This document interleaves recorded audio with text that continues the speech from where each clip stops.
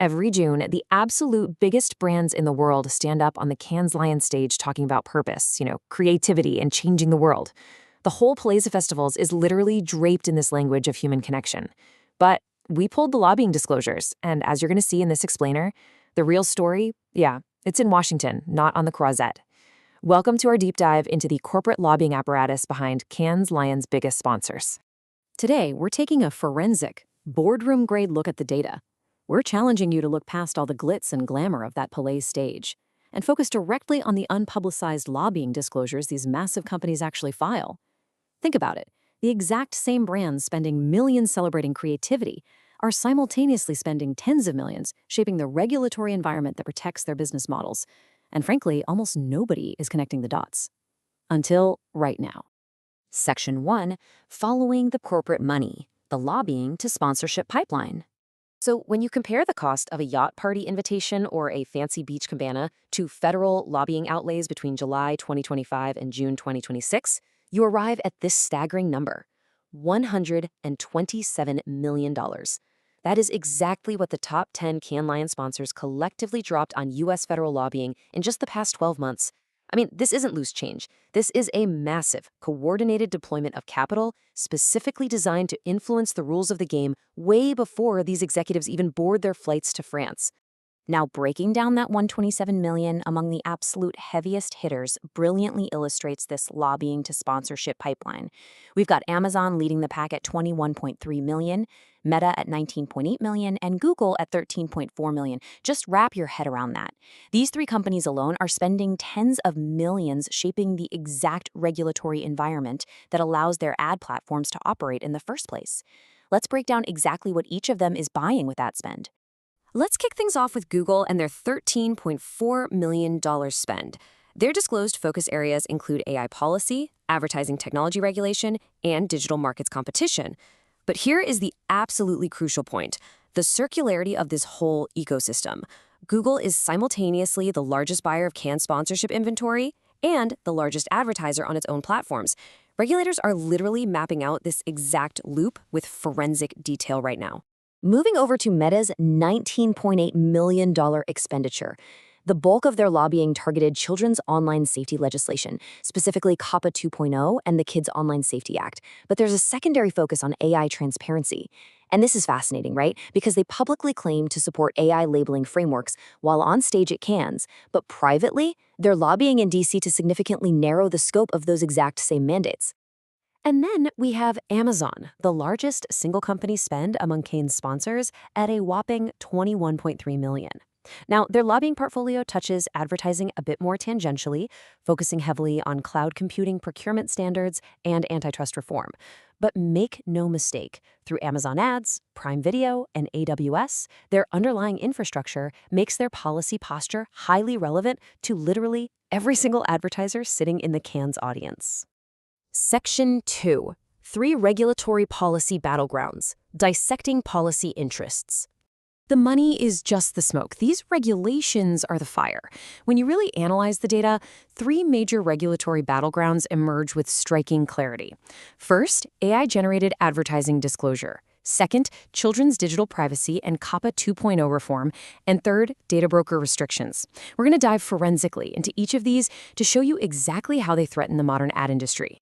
First up, the FTC's proposed rules on AI disclosure. This requires what we like to call a corporate translation. On one hand, you have the public consensus from sponsors like Google, Meta, and Microsoft saying, we support transparency in principle. But in their private FTC comment letters, they argue the rules would capture routine optimization processes. So stripping away the PR spin, they really only want labeling for deepfakes and synthetic influencers.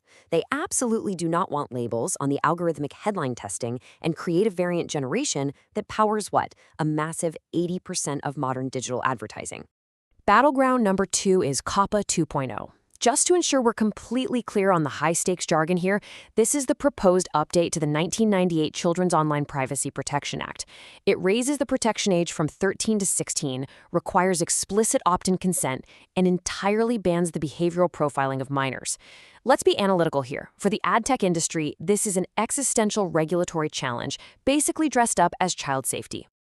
And this brilliantly illustrates exactly who feels the heat from COPPA 2.0. Platforms like Snap, TikTok, and YouTube have a massive reliance on youth-adjacent audiences.